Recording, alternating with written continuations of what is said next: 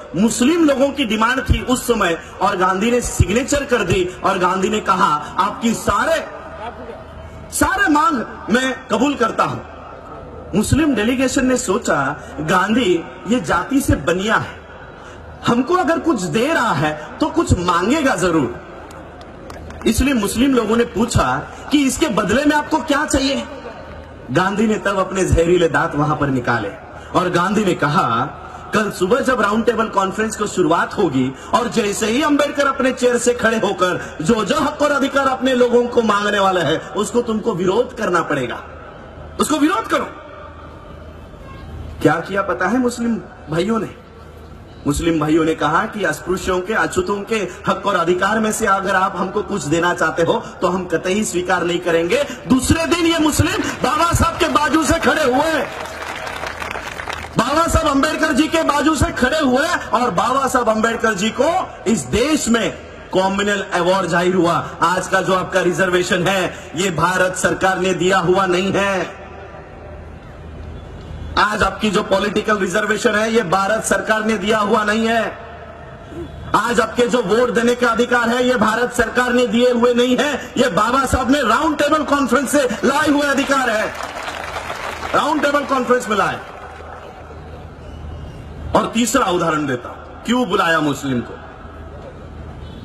इस देश में जब अंग्रेजों ने सोचा कि अभी इस देश को आजाद कर देना चाहिए, इस देश में बहुत उठाव हो रहा है, आजादी की मांग हो रही है, अब हमको इस देश से चले जाना चाहिए, तब अंग्रेजों ने कहा चले तो जाएंगे लेकिन हम जाने के बाद ये चलेगा कैसे, ये देश चलेगा कैसे। और इसलिए इस देश को चलाने के लिए एक कॉन्स्टिट्यूएंट असेंबली, संविधान सभा होनी चाहिए। ये संविधान सभा इस देश के संविधान को निर्माण करने का काम करेगी। अंग्रेजों ने कॉन्स्टिट्यूएंट असेंबली का गठन किया, 398 मेंबर्स।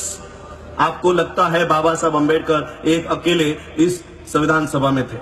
मैं आपको बताता हूं कैसे बाबा साहब अंबेडकर जी इस संविधान सभा में गए। इसी मुंबई से, जहां पर मुंबई में हम बैठे हैं, इसी मुंबई से बाबा साहब अंबेडकर जी ने इस संविधान सभा में जाने के लिए प्रयास किए।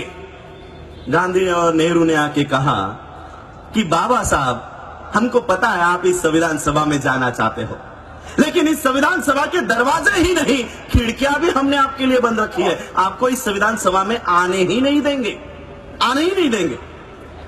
बाबा साहब अंबेडकर जी की कोई भी किताब उठाओ, बाबा साहब ने लिखी हुई राइटिंग एंड स्पीचेस उठाओ, उसमें बाबा साहब अंबेडकर एक बात के लिए जोर देते हैं और वो है ये है कि हमारे लिए सेफ गार्ड्स निर्माण होने चाहिए, हमारा सुरक्षा कवच होना चाहिए। और ये सुरक्षा कवच संविधान सभा में जाने के बाद ही बन सकता था, लेकिन इस संविधान सभा में बाबा साहब को आने के लिए मनाही कर दी गई थी।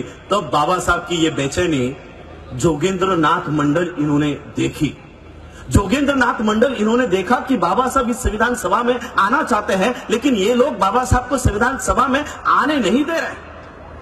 बाबा साहब अंबेडकर जी मुंबई के, महाराष्ट्र के, उनको पश्चिम बंगाल में लेकर जाया गया और पश्चिम बंगाल से इस देश के मुसलमानों ने बाबा साहब को संविधान सभा में भेजा।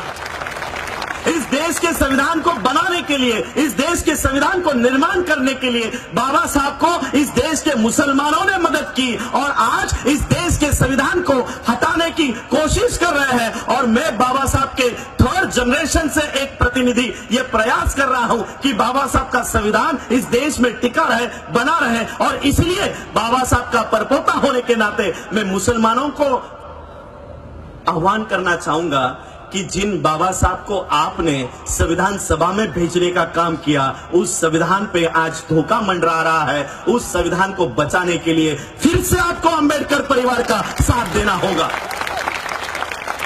फिर से आपको साथ देना होगा। 1 जनवरी का यहां पर खास मेरे पुलिस भाई बैठे हैं, मैं उनको भी सलाम करना चाहूंगा। हमको इंस्ट्रक्शंस है, 1 जानेवारीच्या बद्दल काही बोलायचं नाही।